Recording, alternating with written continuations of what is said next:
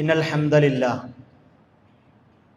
نحمده ونستعينه ونؤمن به ونتوكل عليه ونعوذ بالله من شرور أنفسنا ومن سيئات أعمالنا من يهده الله فلا مضل له ومن يضلل فلا هادي له وأشهد أن لا إله إلا الله وحده لا شريك له وأشهد أن محمدا عبده ورسوله أرسله بالهدى ودين الحق ليظهره على الدين كله ولو كره المشركون اللهم صل على محمد وعلى آل محمد كما صليت على إبراهيم وعلى آل إبراهيم إنك حميد مجيد وبارك على محمد وعلى آل محمد كما باركت على إبراهيم وعلى آل إبراهيم إنك حميد مجيد أما بعد فإن خير الحديث كتاب الله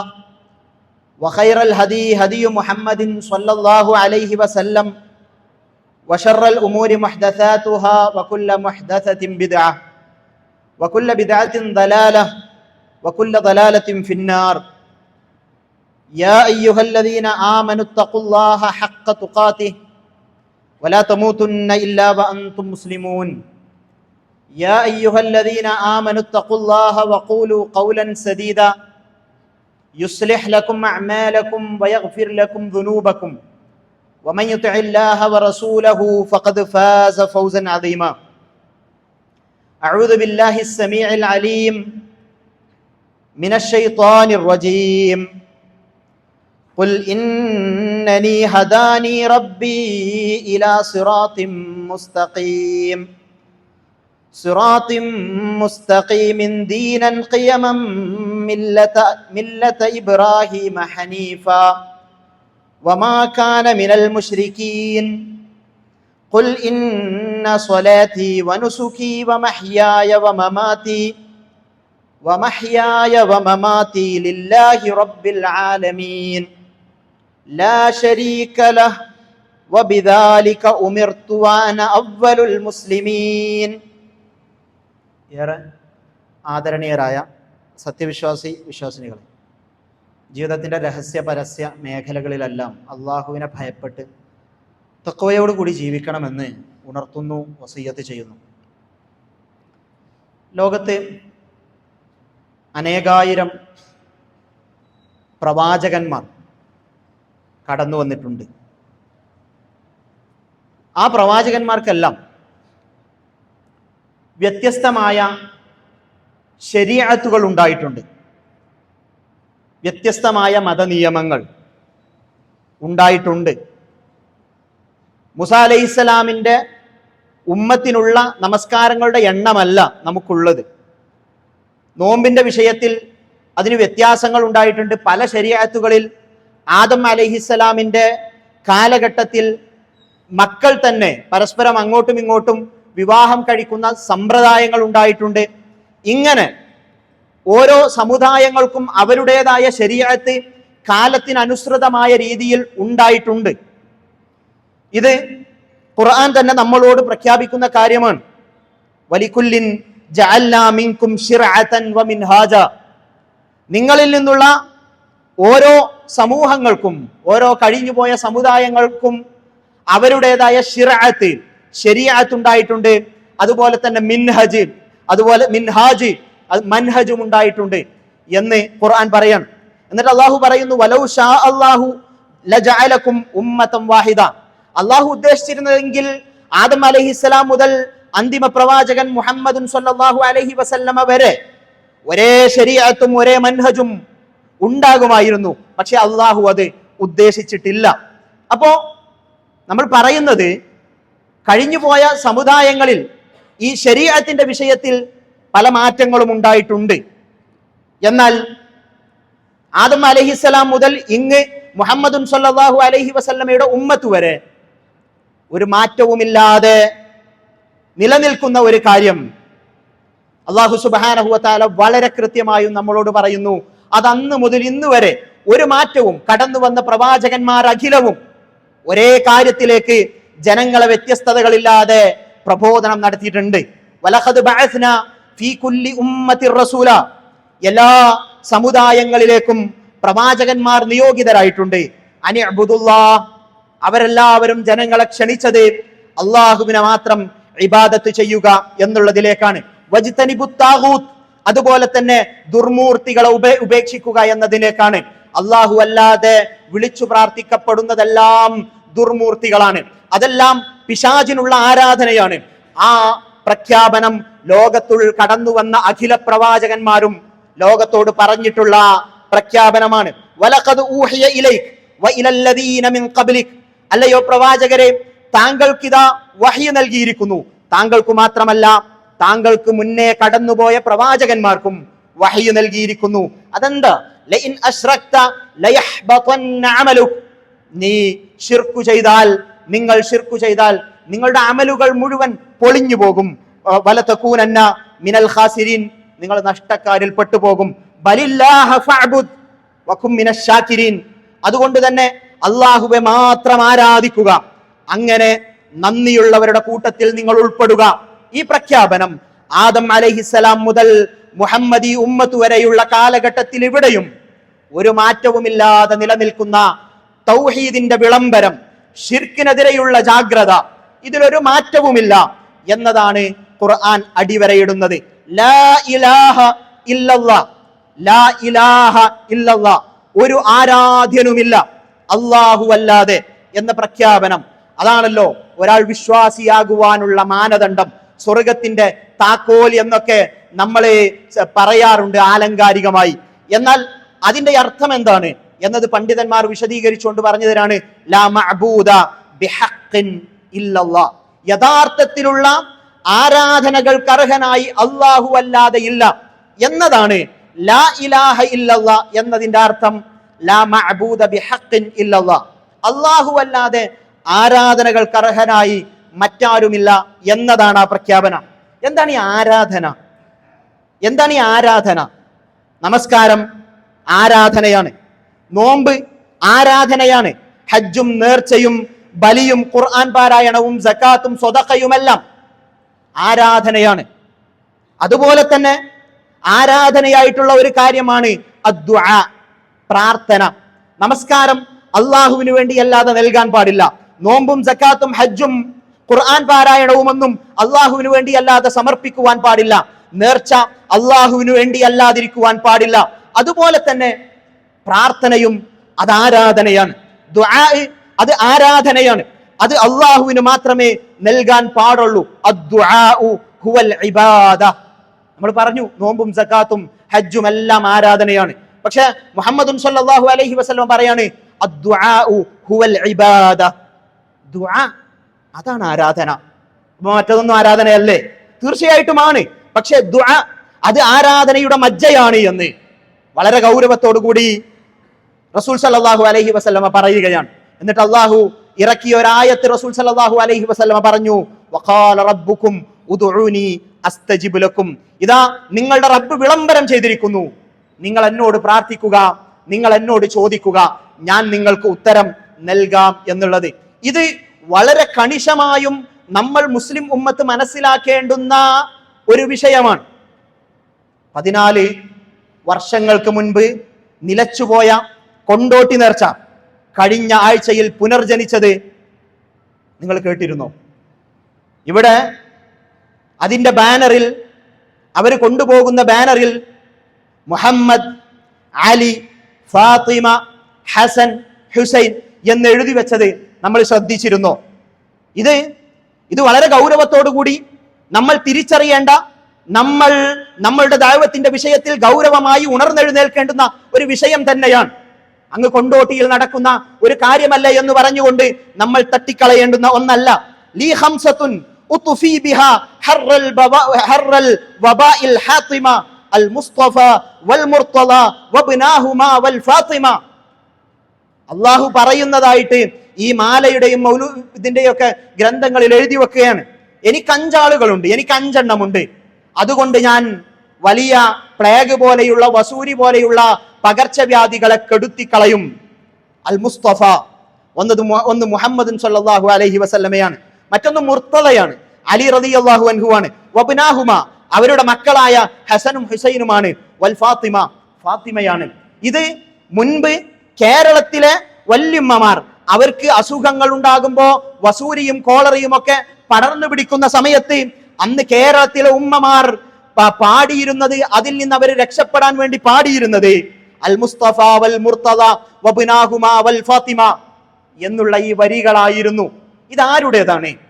മുസ്തഫയും മുർത്തദയും അതുപോലെ തന്നെ അലി റളിയല്ലാഹു അൻഹുവും അദ്ദേഹത്തിന്റെ മക്കളും ഫാത്തിമ റളിയല്ലാഹു അൻഹയും വിഗ്രഹവൽക്കരിക്കുന്ന നിലപാട് അത് ഷീഇകളുടേതാണ്.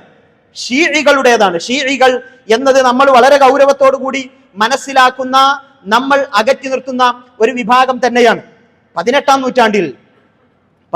നൂറ്റാണ്ടിന്റെ തുടക്കത്തിൽ കേരളത്തിലേക്ക് വന്ന അഹ്മദ് ഷാ എന്ന ഒരു ഷീഇ പണ്ഡിതൻ, അയാളുടെ പ്രവർത്തനങ്ങൾ അത് കേരളത്തിൽ ഈ ഷീഇ വിശ്വാസങ്ങൾക്ക് വേരുപാകിയിട്ടുണ്ട് എന്നത് ഒരു യാഥാർത്ഥ്യമാണ്.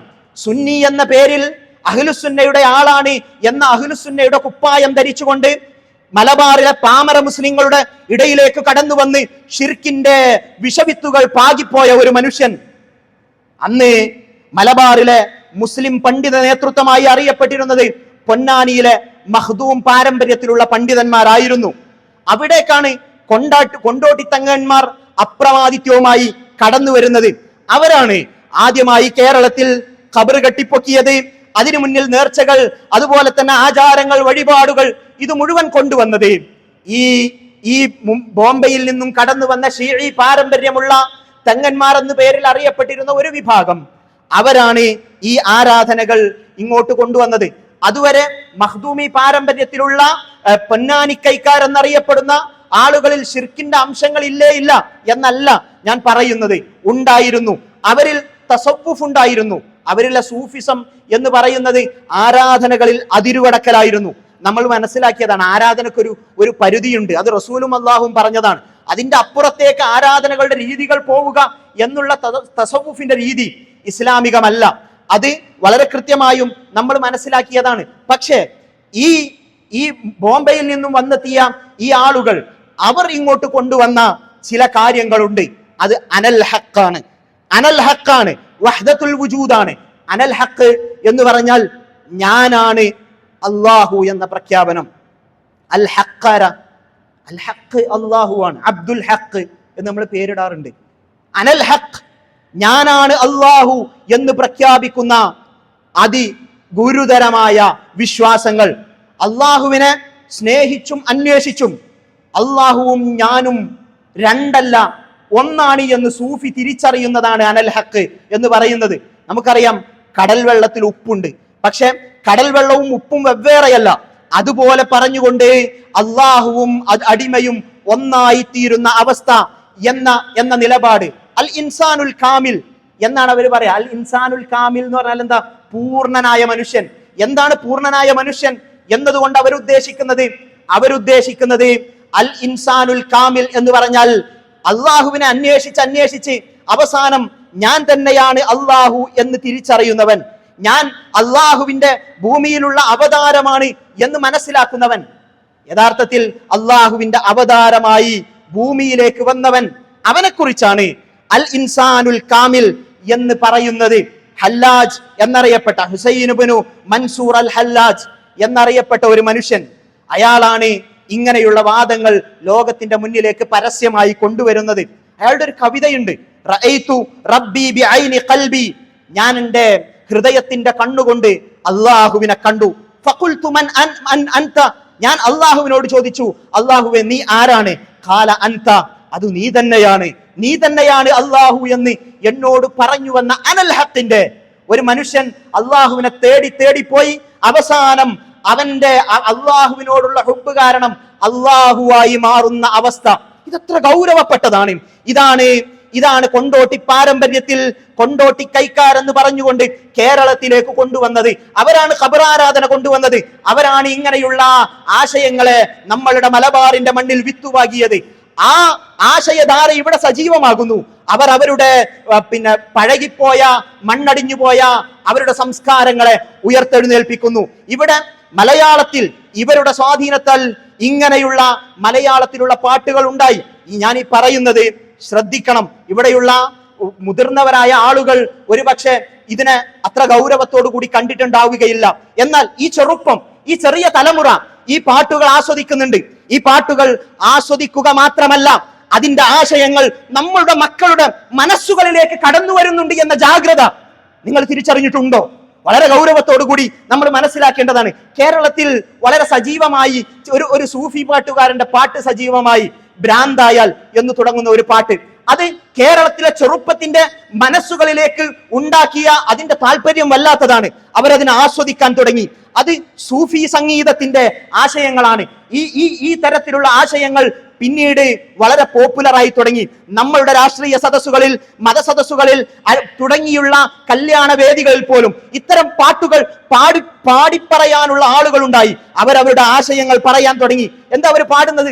30-40 ലക്ഷം യൂട്യൂബിൽ വ്യൂ എന്ന, 4 മില്യണും 5 മില്യണും 7 മില്യണും ഒക്കെ യൂട്യൂബിൽ വ്യൂ എന്ന മലയാളത്തിലെ പാട്ടുകളുണ്ട്. അത് കേട്ടിട്ടുണ്ടോ?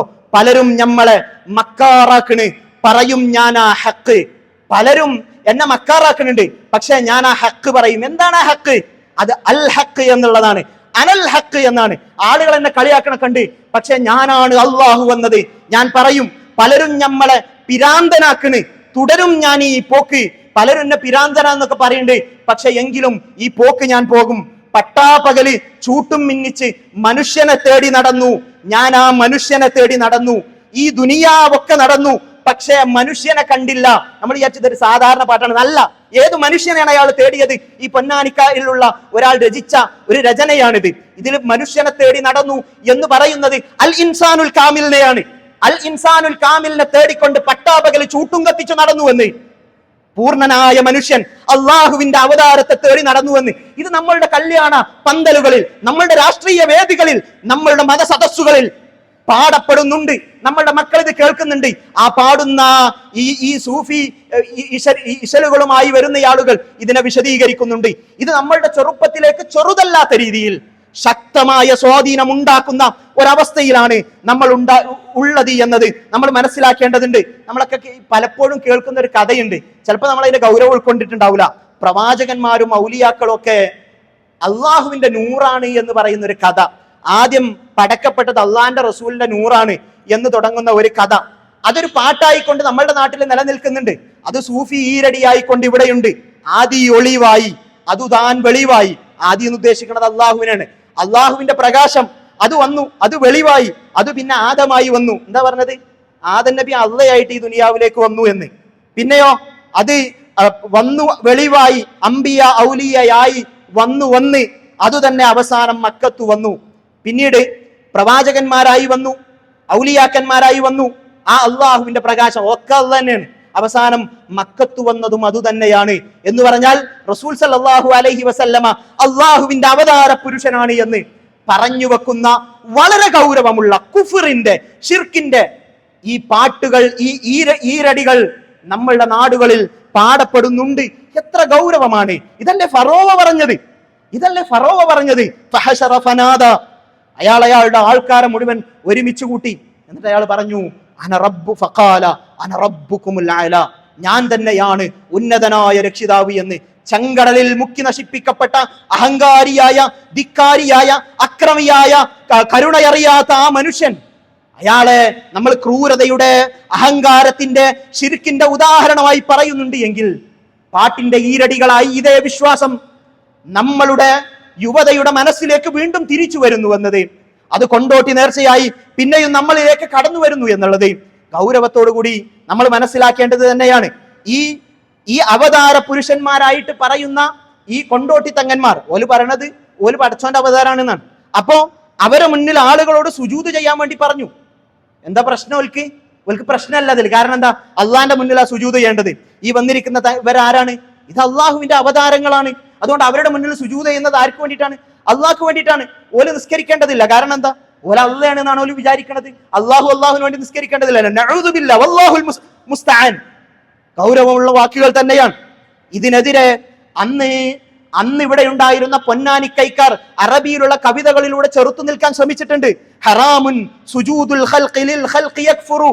ഒരു മനുഷ്യന് മുന്നിൽ സുജൂദ് ചെയ്യുക എന്നുള്ളത് അത് ഹറാമാണ്, കുഫറാകുന്ന കാര്യമാണ്. ബിഹി ബിർതിദാദിൻ ഫഹുവ ഫി ദംബി യക്ഫുറു. അത് കാരണം അവൻ മുർത്തദ്ദാവും കാഫിറാകും. ഫസാജീദു മഖ്ലൂഖിൻ വലൗലി നബിയിന.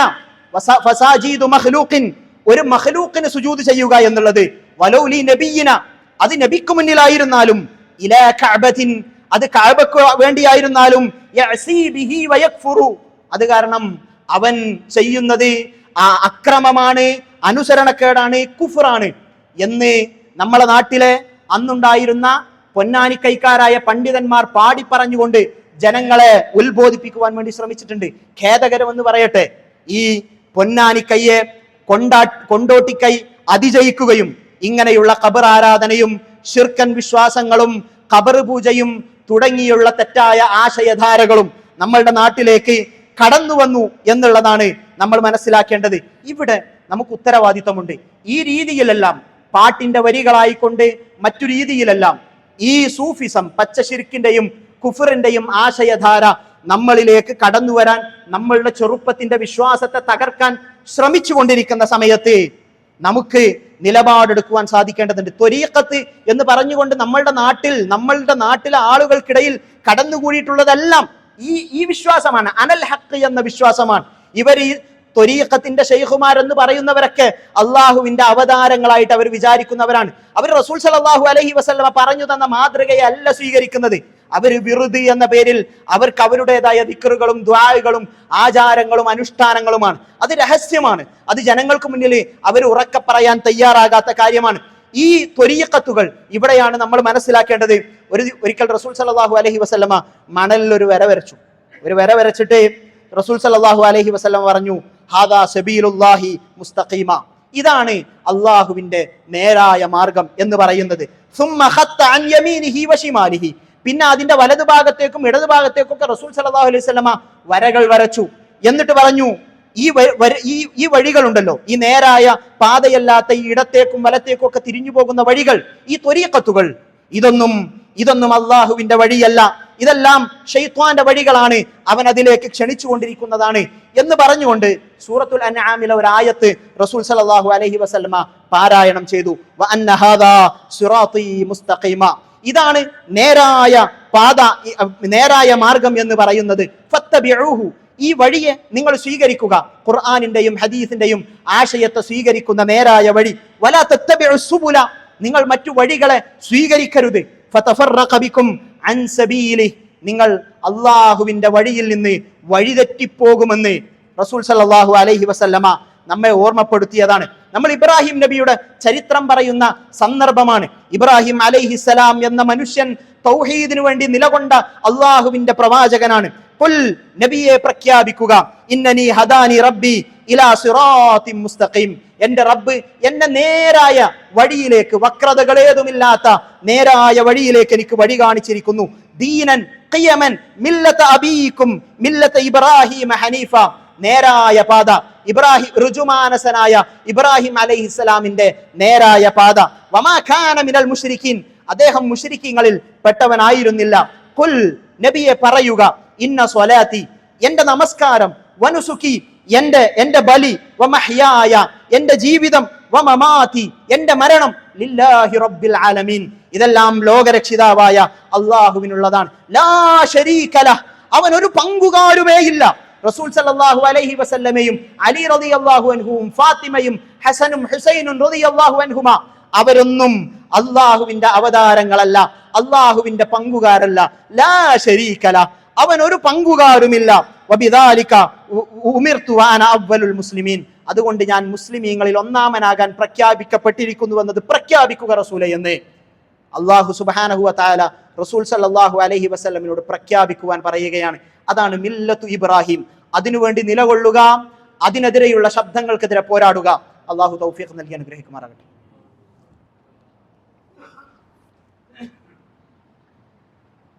അൽഹംദുലില്ലാഹി വഹ്ദഹു വനസറ അബ്ദഹു വഹസമൽ അഹ്സാബ വഹ്ദഹു ഉസല്ലി വഉസല്ലിമു അലാ അഫ്ദലിസ് സ്വലാത്തി വഅസ്കസ് സലാമി വഅതമ തസ്ലീം അലാ നബിയിനാ മുഹമ്മദിൻ സ്വല്ലല്ലാഹു അലാ ആലിഹി വഅസ്ഹാബിഹി വസല്ലമ തസ്ലീമൻ കസീറ.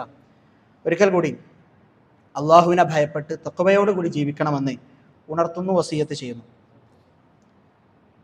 ഇബ്രാഹിം അലൈഹിസ്സലാമിന് അദ്ദേഹം വന്ന നാട്ടിൽ, അദ്ദേഹത്തിൻ്റെ വീട്ടിൽ എല്ലാം ശിർക്കിൻ്റെതായിട്ടുള്ള കാര്യങ്ങൾ കാണുന്ന സമയത്ത് മിണ്ടാതിരിക്കാമായിരുന്നു. ഇബ്രാഹിം അലൈഹിസ്സലാം മിണ്ടാതിരുന്നില്ല. ചിലപ്പോൾ ആളുകളുടെ ധാരണ എന്തിനാണ് നമ്മളൊക്കെ ഇതിൽ ഇടപെടുന്നത്, ആളുകൾ അവരുടെ കാര്യങ്ങളുമായിട്ട് പോയിക്കോട്ടെ. അല്ല, അങ്ങനെയല്ല റസൂൽ സല്ലല്ലാഹു അലൈഹി വസല്ലമ നമ്മളെ പഠിപ്പിച്ചത്. ഒരു ഉദാഹരണം, റസൂൽ സല്ലല്ലാഹു അലൈഹി വസല്ലമ വളരെ ലളിതമായി മനോഹരമായി പറഞ്ഞു തന്നൊരു ഉപമ. ഒരു കൂട്ടം ആളുകൾ അവരൊരു കപ്പലിൽ യാത്ര ചെയ്യുന്നു. ആ കപ്പലിന് 2 തട്ടുകളുണ്ട്, ഒന്ന് മുകളിലെ തട്ട്, മറ്റൊന്ന് താഴെത്തട്ട്. ഈ താഴെത്തട്ടിലുള്ള ആളുകൾക്ക് വെള്ളമെടുക്കണമെങ്കിൽ മുകളിലേക്ക് വരണം. അവർ വിചാരിച്ചു, എന്തിനാണ് നമ്മൾ മുകളിലുള്ളവരെ ബുദ്ധിമുട്ടിക്കുന്നത്? നമുക്കൊരു ലളിതമായ ഉപായം ചെയ്യാം. മറ്റൊന്നുമല്ല, കപ്പലിനൊരു ദ്വാരമുണ്ടാക്കാം. താഴ്ഭാഗത്ത്, നമ്മളുടെ ഭാഗത്ത് നമുക്കൊരു ദ്വാരമുണ്ടാക്കാം. ആ ദ്വാരത്തിലൂടെ യഥേഷ്ടം വെള്ളം കപ്പലിനുള്ളിലേക്ക് കടന്നു വരുമല്ലോ, നമുക്ക് മുകളിലുള്ളവരെ ബുദ്ധിമുട്ടിക്കണ്ട. അങ്ങനെ ഇവരെല്ലാവരും ചേർന്ന് കപ്പലിനൊരു ദ്വാരമുണ്ടാക്കാൻ ശ്രമിക്കുന്നു. വിഡ്ഢിത്തമാണ് ഇത്. മുകളിലുള്ളവർ കാണുന്നു. മുകളിലുള്ളവർ വിചാരിക്കുന്നു, അത് അവരുടെ സ്ഥലത്തല്ലേ, അവർ വേണമെങ്കിൽ അവിടെ ദ്വാരമുണ്ടാക്കിക്കോട്ടെ, നമ്മൾ എന്തിനാ എന്ന നിലപാട് സ്വീകരിക്കുന്നു. റസൂൽ സല്ലല്ലാഹു അലൈഹി വസല്ലമ പറയാണ്, റസൂൽ സല്ലല്ലാഹു അലൈഹി വസല്ലമ പറഞ്ഞു തരാണ്, വഇൻ അഖദു അലാ ഐദിഹിം നജൗ വനജൗ ജമീഅൻ. അവരുടെ കൈ പിടിച്ചുകൊണ്ട് എന്ത് വിവരക്കേടാണ് കാണിക്കുന്നത്, കപ്പലിന് ദ്വാരമിടാൻ പാടില്ല എന്ന് പറഞ്ഞുകൊണ്ട് അവരെ അതിൽ നിന്ന് തട്ടി മാറ്റുകയാണെങ്കിൽ എല്ലാവരും രക്ഷപ്പെടും. ഇനി അതല്ല, അവരെ ഉപേക്ഷിക്കുകയാണെങ്കിലോ എല്ലാവരും മുങ്ങി നശിക്കുകയും ചെയ്യും. ഈ തൗഹീദ് ഇല്ലാതെയായാൽ അള്ളാഹുവിന്റെ ശിക്ഷ നമ്മളിലേക്ക് കടന്നു വരുമെന്നുള്ള അംറും ബിൽ മഅറൂഫും നഹിയുൻ അനിൽ മുൻകറും ഇല്ലാതിരുന്നാൽ, നന്മ കൽപ്പിക്കലും തിന്മ വിരോധിക്കലും നിലച്ചുപോയാൽ അള്ളാഹുവിന്റെ ശിക്ഷയും പരീക്ഷണങ്ങളും കടന്നു വരുമെന്ന താക്കീത് കൂടിയാണ് റസൂൽ സല്ലല്ലാഹു അലൈഹി വസല്ലമ നമ്മളോട് പറയുന്നത്. ഇബ്രാഹിം അലൈഹിസ്സലാം തന്റെ പിതാവിനോട് ഇദ് ഖാല ലി അബീഹി യാ അബതി ലിമ തഅബുദു മാ ലാ യസ്മഉ വലാ യുബ്സിറു വലാ യുഗ്നി അൻക ശൈഅ. ഉപ്പ, എന്റെ പ്രിയപ്പെട്ട ഉപ്പ, എന്തിനാണ് കാണാത്ത, കേൾക്കാത്ത, ഒന്നും ചെയ്യാൻ കഴിയാത്ത ഈ വിഗ്രഹങ്ങളെ നിങ്ങൾ ആരാധിക്കുന്നത് എന്ന് കുടുംബത്തോട് ഇബ്രാഹിം അലൈഹിസ്സലാം പ്രബോധനം നടത്തി. അതുപോലെ തന്നെ സമൂഹത്തോട്, നക്ഷത്രത്തെ നോക്കി, മിന്നിത്തിളങ്ങുന്ന നക്ഷത്രത്തെ നോക്കി അതാണ് എന്റെ പടച്ചോൻ എന്ന് പറഞ്ഞു. അത് നശിച്ചപ്പം പറഞ്ഞു, എങ്ങനെയാണ് നശിക്കുന്നത്, റബ്ബായി മാറുക. ചന്ദ്രനെ നോക്കി പറഞ്ഞു, സൂര്യനെ നോക്കി പറഞ്ഞു, സൂര്യൻ വലുതാണ് എന്ന് പറഞ്ഞു, ഇതാണ് എന്റെ റബ്ബ് എന്ന് പറഞ്ഞു. സൂര്യൻ അസ്തമിച്ചപ്പോ ഇബ്രാഹിം അലൈഹിസ്സലാം പറഞ്ഞു, ഇതൊന്നുമല്ല, ഈ അസ്തമിക്കുന്ന രാത്രിയിൽ എനിക്ക് വെട്ടം പകരാത്ത, പകലിൽ എനിക്ക് വെളിച്ചം കാണിക്കാത്ത സൂര്യനും ചന്ദ്രനും ഒന്നും, ഈ നശിച്ചു പോകുന്നതൊന്നും എന്റെ റബ്ബല്ല എന്ന് പറഞ്ഞുകൊണ്ട് അദ്ദേഹം ജനങ്ങളുടെ മുന്നിൽ പ്രഖ്യാപിക്കുകയാണ്, ഇന്നി വജ്ജഹ്തു വജ്ഹിയ ലില്ലദി ഫതറസ് സമാവാതി വൽ അർദ ഹനീഫ വമാ അന മിനൽ മുശ്രിക്കീൻ. ഞാനിതാ ഈ ലോകത്തെ മുഴുവൻ, ആകാശഭൂമിയെ മുഴുവൻ സൃഷ്ടിച്ചു പരിപാലിക്കുന്നവനായ അള്ളാഹുവിലേക്ക് ഞാൻ എൻ്റെ മുഖം തിരിക്കുന്നു എന്ന് പ്രഖ്യാപിക്കുകയാണ് ഇബ്രാഹിം അലൈഹിസ്സലാം ചെയ്തത്. അദ്ദേഹം സമൂഹത്തിന് മുന്നിൽ പ്രബോധനം നടത്തി. രാജാവിന് മുന്നിൽ, ആ കാലഘട്ടത്തിൽ ഉണ്ടായിരുന്ന നമ്രൂദ് എന്ന അഹങ്കാരിയായ, ധിക്കാരിയായ രാജാവിന് മുന്നിൽ അദ്ദേഹം ഭയലേശമന്യേ വിളംബരം നടത്തി തൗഹീദ് പറഞ്ഞു. അയാൾ പറഞ്ഞിരുന്നത് ഞാനാണ് റബ്ബ് എന്നാണ്. അവിടെ ഇബ്രാഹിം അലൈഹിസ്സലാം പറഞ്ഞു, നീയല്ല റബ്ബ്, ജീവിപ്പിക്കുകയും മരിപ്പിക്കുകയും ചെയ്യുന്നവനാണ് റബ്ബ് എന്ന് പറഞ്ഞപ്പോ ആ രാജാവ് ആ 2 ആളുകളെ കൊണ്ടുവന്ന് ഒരാളെ കൊല്ലുകയും ഒരാൾക്ക് ജീവിക്കാൻ അനുവാദം നൽകുകയും ചെയ്തുകൊണ്ട് പറഞ്ഞു, എനിക്കും കഴിയും ജീവിപ്പിക്കാനും മരിപ്പിക്കാനും എന്ന് പറഞ്ഞപ്പോഴാണ് ഇബ്രാഹിം അലൈഹിസ്സലാം ആ രാജാവിന്റെ മുഖത്ത് നോക്കി പറയുന്നത്, നിന്റെ അധികാര സ്ഥലത്തേക്ക് നിന്റെ അനുവാദമില്ലാതെ കടന്നു വരുന്ന ഈ സൂര്യനില്ലേ, ഈ സൂര്യനെ കിഴക്കുനിന്ന് ഉദിപ്പിക്കുന്നവൻ, പടിഞ്ഞാറ് കൊണ്ടുപോയി അസ്തമിപ്പിക്കുന്നവൻ എന്റെ റബ്ബാണ്. നീ റബ്ബാണെങ്കിൽ നിനക്ക് കഴിയുമെങ്കിൽ അതിനെ പടിഞ്ഞാറ് നിന്ന് ഉദിപ്പിച്ച് കിഴക്ക് കൊണ്ടുപോയി അസ്തമിപ്പിക്കുക എന്ന് പറഞ്ഞപ്പോ അയാളുടെ വായടഞ്ഞു പോയി എന്ന് അല്ലാഹു സുബ്ഹാനഹു വ തആല നമ്മളോട് പറയുമ്പോ, ഇതാണ് മില്ലത്തു ഇബ്രാഹിം. ഈ അനാചാരങ്ങൾക്കെതിരെ, ഈ അത്യാചാരങ്ങൾക്കെതിരെ, ഈ അന്ധവിശ്വാസങ്ങൾക്കെതിരെ, ഈ അധാർമികതകൾക്കെതിരെ പോരാടുക എന്നുള്ള ഉത്തരവാദിത്വം, നാവാവുക എന്നുള്ള ഉത്തരവാദിത്വം, തൂലികയാവുക എന്നുള്ള ഉത്തരവാദിത്വം, ആ ഉത്തരവാദിത്വമാണ് നമ്മൾ ഏറ്റെടുക്കേണ്ടത്. അവിടെയാണ് ഇബ്രാഹിം അലൈഹിസ്സലാമിന്റെ ജീവിത പാഠം നമ്മളുടെ ജീവിതമായി മാറുന്നത്. അല്ലാഹു സുബ്ഹാനഹു വ തആല തൗഫീഖ് നൽകി അനുഗ്രഹിക്കുമാറാകട്ടെ. നമ്മിൽ നിന്ന് വന്നുപോയ തെറ്റുകുറ്റങ്ങൾ അല്ലാഹു സുബ്ഹാനഹു വ തആല വിട്ടുപുറത്ത് മാപ്പാക്കി തരുമാറാകട്ടെ. രോഗം കൊണ്ട് പ്രയാസപ്പെടുന്ന ആളുകൾക്ക് അല്ലാഹു സുബ്ഹാനഹു വ തആല അവരുടെ രോഗത്തിൽ ശമനം പ്രദാനം ചെയ്യുമാറാകട്ടെ. സാമ്പത്തികമായ പ്രയാസം കൊണ്ട് ബുദ്ധിമുട്ടുന്ന ആളുകൾ അല്ലാഹു അവരുടെ എല്ലാ പ്രയാസങ്ങളും ദൂരീകരിച്ചു നൽകുമാറാകട്ടെ. ശിർക്കൻ അന്ധവിശ്വാസങ്ങളിൽ നിന്നെല്ലാം അള്ളാഹു നമ്മയും നമ്മുടെ കുടുംബത്തെയും അയൽപക്കത്തെയും സമൂഹത്തെയും എല്ലാം കാത്തു സംരക്ഷിക്കുമാറാകട്ടെ. അല്ലാഹുമ്മ ഗ്ഫിർ ലിൽ മുഅ്മിനീന വൽ മുഅ്മിനാത്ത് വൽ മുസ്ലിമീന വൽ മുസ്ലിമാത്ത് അൽ അഹ്യാഇ മിൻഹും വൽ അംവാത്ത് ഇന്നക മുജീബുദ് ദഅവാതി വഖാദിയൽ ഹാജാത്ത്. اللهم ربنا اصرف عنا عذاب جهنم إن عذابها كان غراما إنها ساءت مستقرا ومقاما. اللهم أعز الإسلام والمسلمين وأذل الشرك والمشركين. اللهم أعز الإسلام والمسلمين وأذل الشرك والمشركين. اللهم دمر أعداءنا وأعداءك وأعداء الدين. اللهم دمر أعداءنا وأعداءك وأعداء الدين. اللهم ربنا هب لنا من أزواجنا وذرياتنا قرة أعين واجعلنا للمتقين إماما. اللهم ربنا ظلمنا أنفسنا وإن لم تغفر لنا وترحمنا لنكونن من الخاسرين. اللهم احفظ بلادنا اللهم احفظ بلادنا اللهم احفظ بلادنا وأئمتنا وأمتنا وعلماءنا وأمراءنا وأولادنا وشبابنا من كل الفتن ما ظهر منها وما بطن ومن كيد الشيطان. اللهم إنا نعوذ بك من الشقاق والنفاق وسوء الأخلاق. اللهم ربنا تقبل منا إنك أنت السميع العليم وتب علينا إنك أنت التواب الرحيم برحمتك يا أرحم الراحمين والحمد لله رب العالمين.